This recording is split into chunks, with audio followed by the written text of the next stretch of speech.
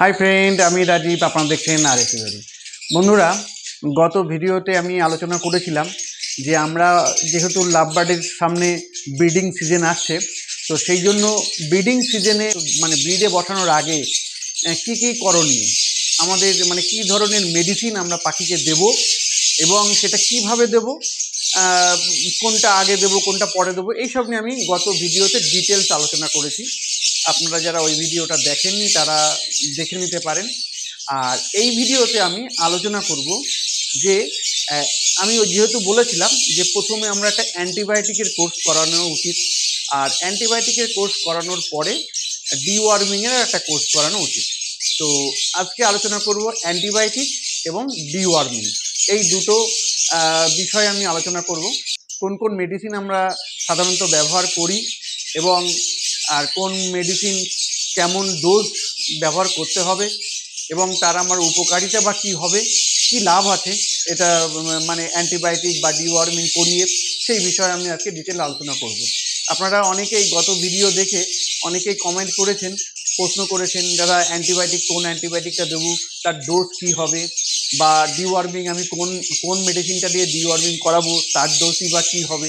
এরকম অনেক কমেন্ট আমাকে করেছেন। আমি যতটা পেরেছি আমি আপনাদেরকে হেল্প করেছি কমেন্টে, আর যারা হোয়াটসঅ্যাপে মেসেজ করেছিল তাদেরকে আমি হোয়াটসঅ্যাপে অবশ্যই যতটা পেরেছি আমি আপনাদেরকে সাহায্য করেছি।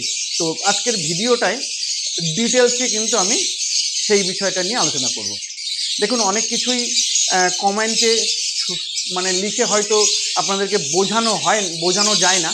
তো সেই জন্য আমি বলি যে ভিডিওটাতে একটা মানে ভালো একটা মাধ্যম যেটাতে আমি ডিটেলসে বলা সম্ভব। তো বন্ধুরা, চলুন আলোচনা করা যাক। আচ্ছা, যেটা বলার, আর একটা বিষয় আমি আজকে বলে রাখি। আপনারা অনেকেই আমাকে, আমি দেখেছি অনেক ভিডিওতে কমেন্ট করেছেন এই যে আমি পাখির ঘরে কেন ভিডিও করি।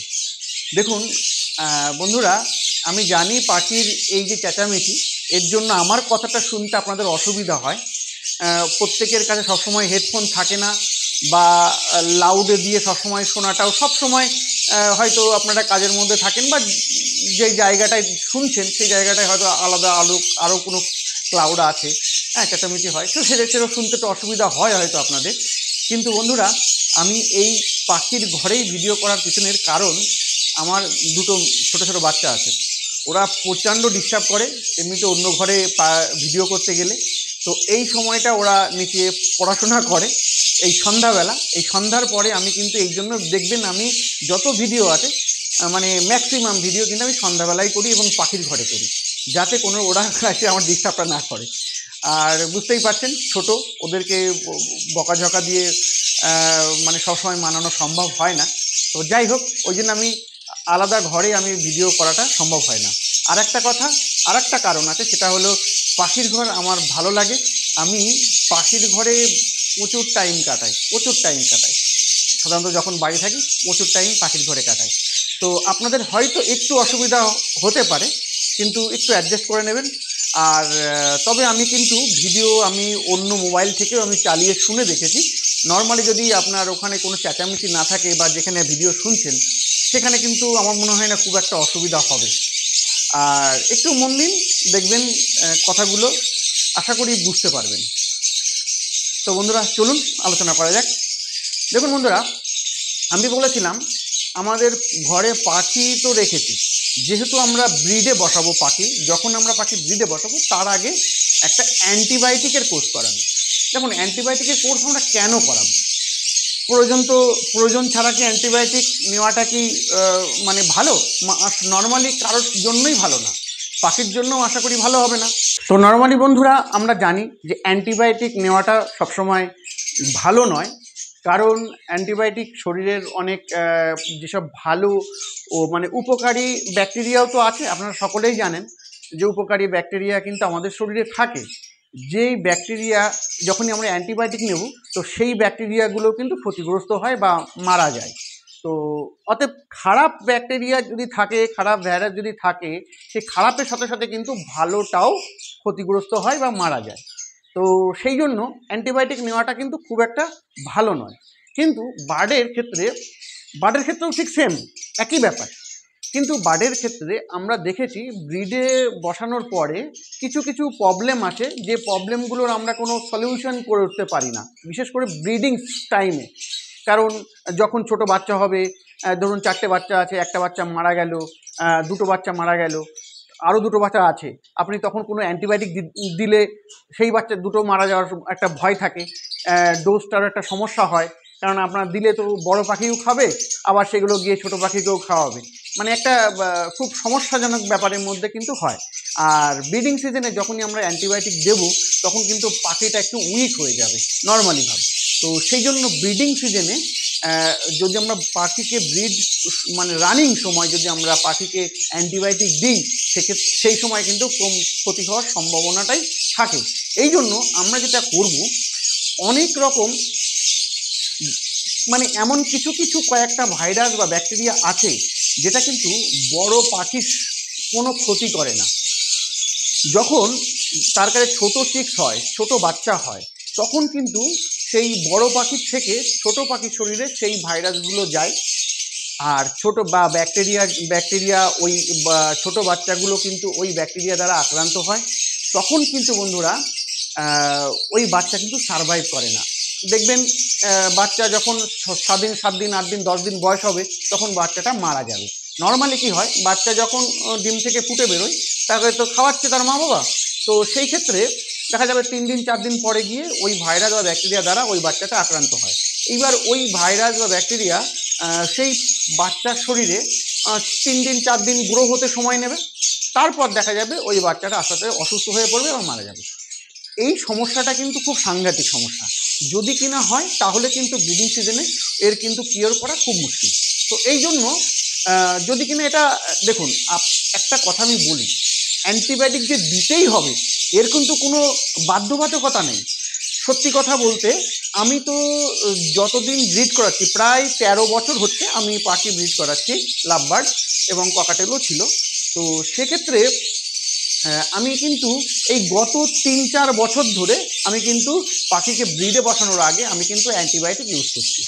তো এর আগে যে 8-9 বছর বা 10 বছর আমি যে পাখি ব্রিড করিয়েছি, সেই সময় কিন্তু বন্ধুরা আমি কিন্তু অ্যান্টিবায়োটিক ইউজ করতাম না। তা তখন কি ব্রিড ভালো হতো না? বন্ধুরা তখনও কিন্তু ব্রিড ঠিকঠাকই হতো, কিন্তু এখন অ্যাকচুয়ালি ব্যাপার সত্যি কথা বলতে কি হয়েছে, পাখি তো অনেক বেড়ে গেছে। তো পাখি যখন বেশি হয় তখন ভাইরাস বা ব্যাকটেরিয়া আক্রান্ত হওয়ার সম্ভাবনাটাও কিন্তু বেড়ে যায়। তো যখন আমার পাখি অল্প ছিল সেই সময় কিন্তু আমার কোনো ওই সমস্যাগুলো আমি যদিও দেখিনি, আমি খুব একটা ওই রকম সমস্যায় ভুগিনি। আমি 8-10 বছর এরকমভাবে ব্রিড করিয়েছি, কোনো অ্যান্টিবায়োটিক ইউজ করিনি ব্রিডিংয়ের আগে, কিন্তু আমি ঠিকঠাক ব্রিড পেয়েছি।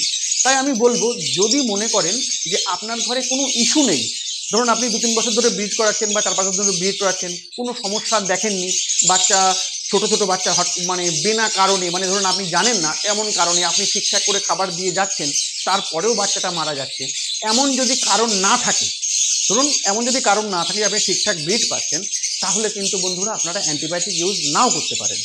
কারণ অ্যান্টিবায়োটিক ইউজ করলে ওই যে বললাম যে পাখির কিন্তু শরীরে খারাপ ব্যাকটেরিয়া বা ভাইরাসের সঙ্গে সঙ্গে ভালোটাও কিন্তু মারা যাবে। তো বন্ধুরা, যদি আপনার ঘরে গত সিজনে কোনো রকম ইস্যু না দেখে থাকেন, তাহলে কিন্তু আপনারা অ্যান্টিবায়োটিক ইউজ নাও করতে পারেন। আর আমি কিন্তু আগেও ব্রিড নিয়েছি, তখন কিন্তু কোনো সমস্যা হয়নি, কিন্তু আমি যখন পাখি অনেক বাড়িয়ে ফেলেছি তখন কি হয়, বিভিন্ন বাইরে থেকে আমি কিছু নতুন মিউটেশনের পাখি তুলেছি, হ্যাঁ, তো অনেকেই আমার ঘরে আসেন। তো সেক্ষেত্রে আমার ঘরে কিন্তু একটা ভয় থেকেই, মানে আমি নিজের একটা ভয়, জাস্ট মানে একটা প্রিপারেশনটাকে যাতে ব্রিডিংয়ের সময় যাতে কোনো অসুবিধা না হয়, তো সেই জন্যই কিন্তু আমি কিন্তু অ্যান্টিবায়োটিক ইউজ করি। আর অ্যান্টিবায়োটিক ইউজ করাটা জাস্ট প্রিভেন্টিভভাবে কিন্তু আমি অ্যান্টিবায়োটিক ইউজ করছি, যাতে পাখি আগামী যে ব্রিডটা আমি যে নেব সেই সময় যাতে কোনো সমস্যা না হয়। তো বন্ধুরা, এবার বলি, আপনারা বুঝতে পারলেন যে আমি কিন্তু আপনাদেরকে অ্যান্টিবায়োটিক ইউজ করার জন্য ফোর্স কিছু করছি না, জাস্ট আমি কিন্তু আমার যে এক্সপিরিয়েন্স বা আমি যে অভিজ্ঞতাটা নিয়েছি এতদিনের পাখি ব্রিড করানো থেকে, সেটাই কিন্তু আপনাদের সাথে আমি শেয়ার করছি। তো আপনারা চাইলে অ্যান্টিবায়োটিক ইউজ করতে পারেন, আবার নাও করতে পারেন। এবার বন্ধুরা বলি, যদি আপনারা অ্যান্টিবায়োটিক ইউজ করতে চান তাহলে কোন অ্যান্টিবায়োটিক ইউজ করবেন।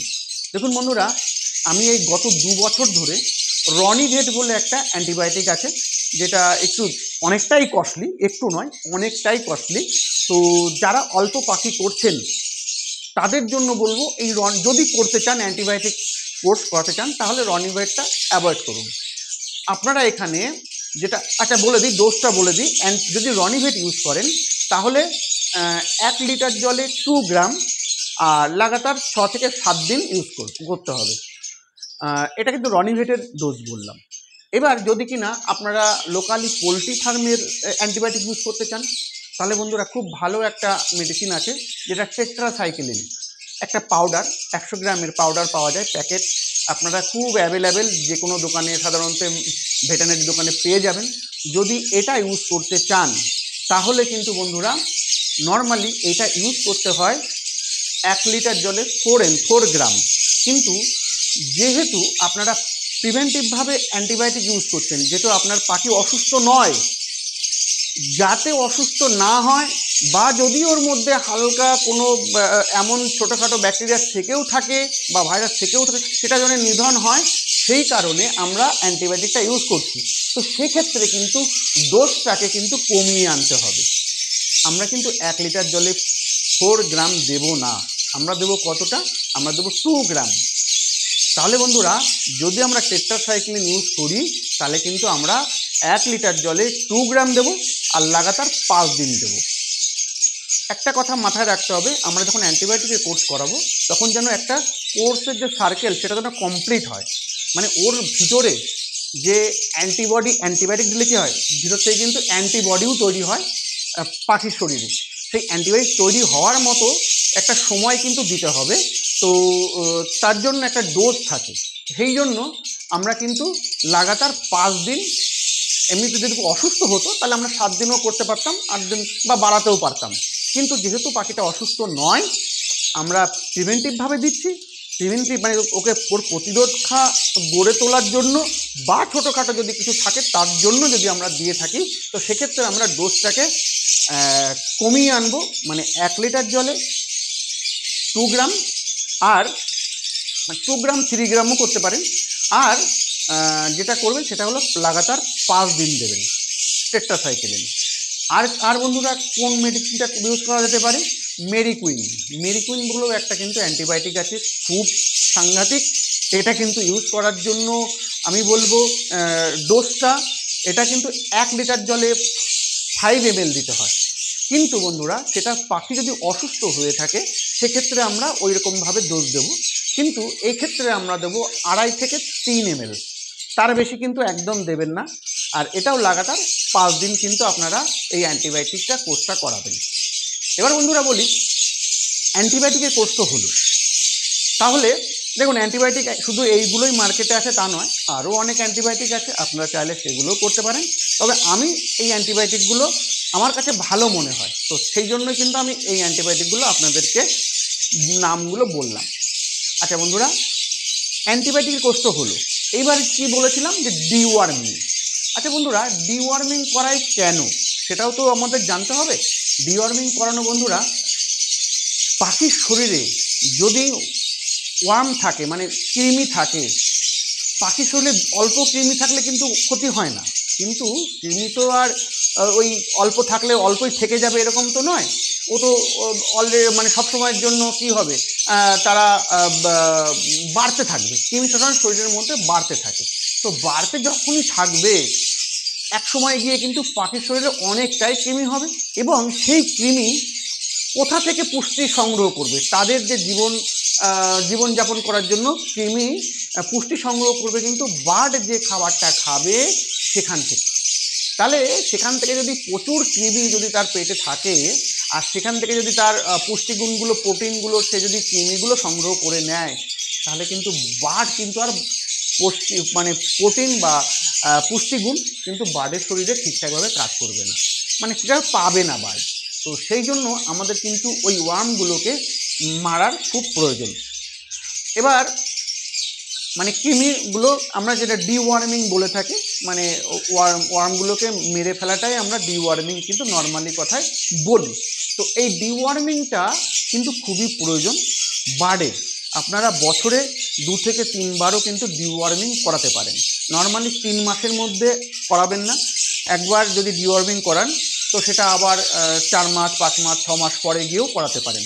কিন্তু যদি আপনার ডিওয়ার্মিং আজকে করালেন, আবার 1 মাসের মধ্যে ডিওয়ার্মিং এমন কিন্তু করবেন না। নর্মালি 3 মাসের আগে কিন্তু ডিওয়ার্মিং সাধারণত করতে হয় না। আমি সাধারণত খুব বেশি হলে বছরে 2 বার, আবার কখনো কখনো 1 বারও করাই। আমি যদি কোনো ইস্যু দেখি যে বার্ডগুলো সব ঠিক আছে, খুব সুস্থ আছে, হেলদি আছে, তাহলে কিন্তু আমি ডিওয়ার্মিং কিন্তু বছরে 1 বারও শুধুমাত্র এই ব্রিডিং সিজনের আগে ডিওয়ার্মিং করিয়ে নিই। তো ডিওয়ার্মিংটা ব্রিডিং সিজনের আগে অবশ্যই করাবেন। আচ্ছা, এবার ডিওয়ার্মিং করানোর জন্য কোন কোন মেডিসিন আমরা ব্যবহার করব, যেটা আপনাদের সকলের সবথেকে বড় মানে এই নাম, মেডিসিনের নাম জানাটাই আপনাদের কাছে খুব একটা গুরুত্বপূর্ণ বিষয়। আমি জানি আপনারা প্রত্যেকেই নাম জানেন। হ্যাঁ, আপনারা ডিওয়ার্মিং কিছু না কিছু মেডিসিন দিয়ে আপনারা করান যারা বার্ড পালন করেন। তো যারা নতুন তাদের ক্ষেত্রে হয়তো এটা খুব গুরুত্বপূর্ণ। তো বন্ধুরা, ডিওয়ার্মিং করানোর জন্য আমরা যে সাধারণত যে মেডিসিনগুলো ব্যবহার করি, ভেটেনারি দোকানে খুব অ্যাভেলেবেলে পেয়ে যাব, মানে খুব সাধারণ ভেটেনারি দোকানেও পাই। এটা হলো পাইপারজিন বলে একটা লিকুইড আছে, পাইপারজিন। তো পাইপারজিন মেডিসিনটাও আপনারা ব্যবহার করতে পারেন, অনেকগুলো কোম্পানির এই মেডিসিনটা আছে। আবার অ্যালবোমার বলেও একটা লিকুইড আছে। তো অ্যালবোমার ওটাও কিন্তু আপনারা অনেকগুলো কোম্পানি, বেশ কয়েকটা কোম্পানি কিন্তু ওই মেডিসিন তৈরি করে। তো আপনারা অ্যালবোমার অথবা পাইপারজিন এই দুটো মেডিসিন দিয়ে কিন্তু আপনারা ডিওয়ার্মিং করাতে পারেন। যদি 1 বছরে আপনি পাইপারজিন ইউজ করেন, পরের বছর আপনি আপনারা অ্যালবোমার ইউজ করবেন। তো এইভাবে কিন্তু অল্টারনেটিভ ইয়ারে কিন্তু আপনারা মেডিসিন ইউজ করতে পারেন। এর ডোজ কী হবে বন্ধুরা? এর ডোজ হবে কিন্তু 1 লিটার জলে 5 থেকে 6 ml, 5 ml যথেষ্ট। 1 লিটার জলে 5 ml, 1 লিটার জলে 5 ml দেবেন পাইপারজিন এবং অ্যালবোমার দিয়ে আপনারা কিন্তু সেই জলটা ভালো করে গুলে তারপর কিন্তু প্রত্যেকটা পাখিকে আপনি দেবেন। একটা জিনিস আমাদের কিন্তু মাথায় রাখতে হবে, আপনার ঘরে যত পাখি থাকবে চেষ্টা করবেন সমস্ত পাখিকে একসঙ্গে ডিওয়ার্মিং করানো। এবার বন্ধুরা বলে দিই, এই ডিওয়ার্মিংয়ের সময় এবং অ্যান্টিবায়োটিক দেওয়ার সময় কিছু কিছু কাজ আমাদের আরও করতে হবে। কোনগুলো? এমন কাজ যাতে অ্যান্টিবায়োটিক দিলাম এমন যাতে না হয়, যদি মানে ওই পাখির মানে যে খাঁচায় আমরা রেখেছি সেই খাঁচা বা মেঝেটা খুব নোংরা হয়ে আছে, আমরা খুব তাড়াতাড়ি, তাহলে কী হবে, যদি নোংরা থাকে আমরা যদি পরিষ্কার করলাম না, আমরা অ্যান্টিবায়োটিক দিলাম, পাখিটাকে তো কিওর করলাম, কিন্তু যদি সেই খাঁচার মধ্যে বা নিচে যদি আবারও ব্যাকটেরিয়া ভাইরাস থাকে, পাখিটা কিন্তু দ্রুত আবার আক্রান্ত হবে। হয়তো আবার 1 মাস 2 মাস পরে গিয়ে দেখা যাবে আবার পাখিটার মধ্যে আবার ওই ভাইরাস বা ব্যাকটেরিয়া কিন্তু আবার বাসা বেঁধেছে।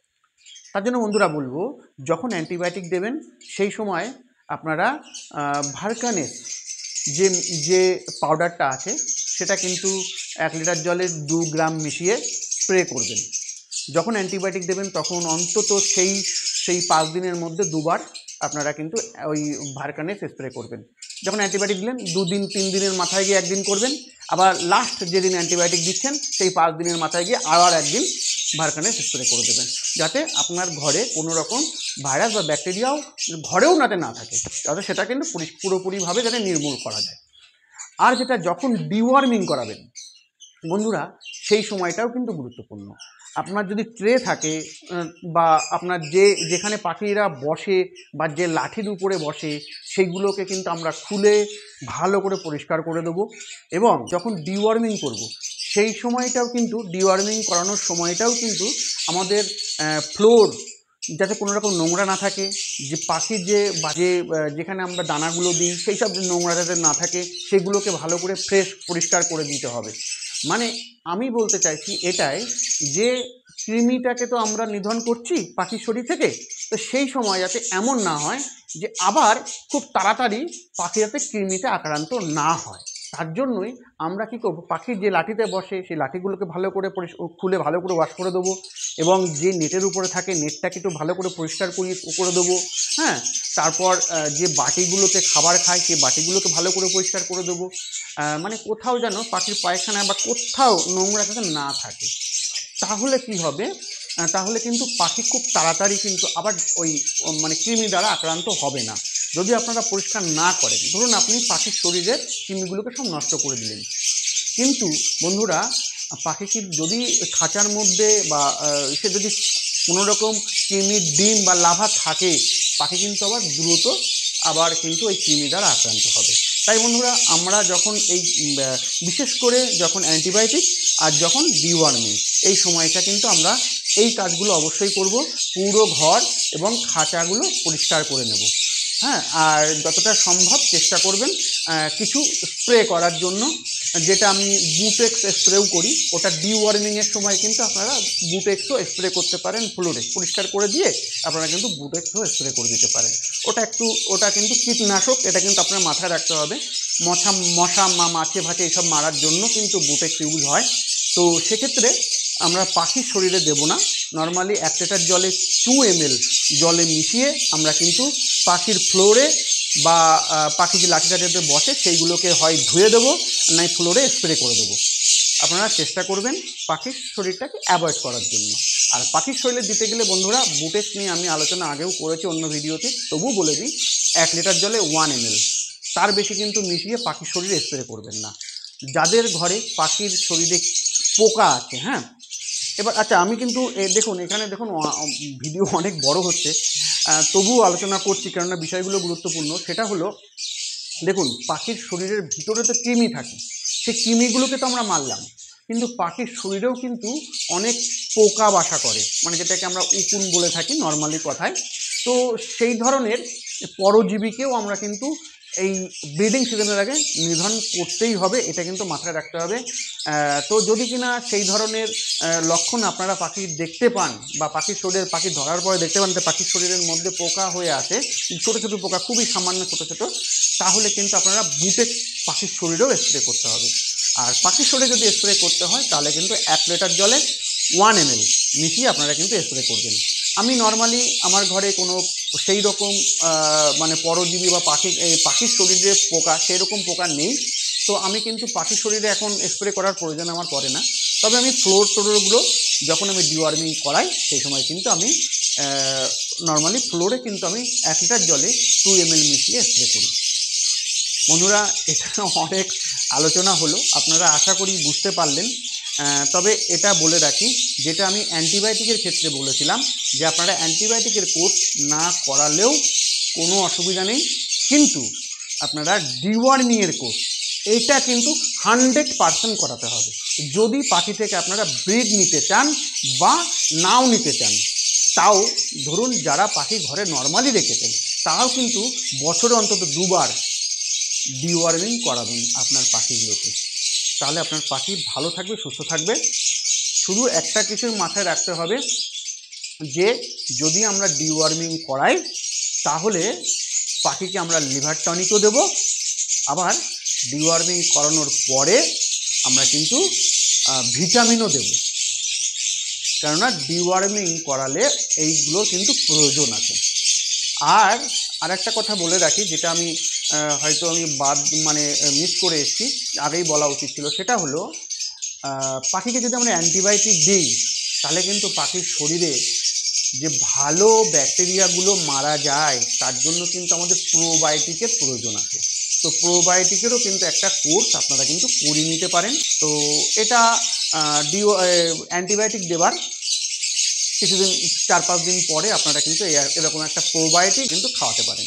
তবে আমি বলবো প্রোবায়োটিক, অনেক প্রোবায়োটিক আছে, হিউম্যান প্রোবায়োটিক আছে, খুব কম টাকাতেই পাওয়া যায়। আপনারা কিন্তু হিউম্যান মেডিসিনের দোকান থেকেও প্রোবায়োটিক ব্যবহার করতে পারেন।